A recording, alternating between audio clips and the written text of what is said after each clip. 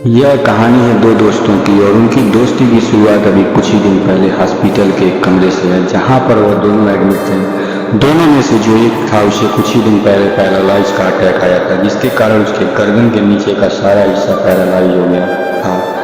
वह अपनी एक उंगली भी नहीं हिला सकता था। वह पूरे दिन जो भी नर्स उसके पास आती वह उससे एक ही बात कहता, मुझे कोई ऐसा इंजेक्शन दे दो जिससे मैं मर जाऊँ, क्योंकि मैं और नहीं जीना चाहता। ऐसी ज़िंदगी का मैं क्या करूं?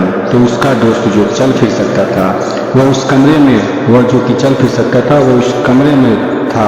तो वह रोज़ सुबह और शाम उस कमरे की एक खिड़की थी जिसके पास वह जाकर खड़ा हो जाता और अपने दोस्त को बताता था कि उस खिड़की के बाहर क्या चल रहा है। बिल्कुल नीला आसमान है, सफ़ेद बादल, हल्की हवाएं चल रही हैं, कुछ पंछी उड़ रहे हैं।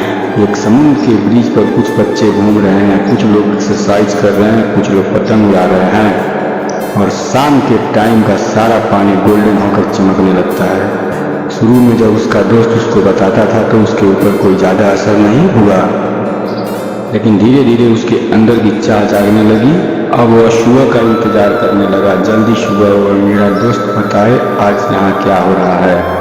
कुछ दिन तक ऐसे ही चलता रहा, लेकिन एक दिन सुबह उठा तो वह सामने वाली बेड खाली पाया। फिर उसने नर्स को बुलाया और उससे पूछा क्या वह डिस्चार्ज होकर गया।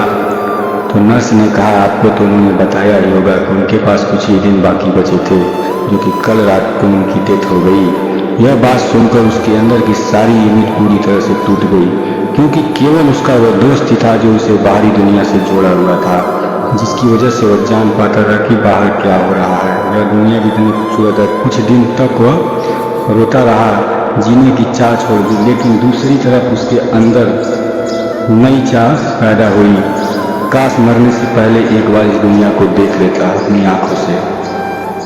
खिड़की के बाहर की दुनिया कैसी है। जैसे जैसे उसकी चाह बढ़ने लगी, उसको अपने अंदर एक अजीब सी एनर्जी महसूस होने लगी। फिर एक दिन उसने अपनी पूरी ताकत लगा दी, किसी तरह वह बेड के नीचे गिरा और पकड़ पकड़ कर किसी तरह खिड़की के पास पहुंचा और खिड़की को पकड़ कर खड़ा हुआ और बाहर देख लिया।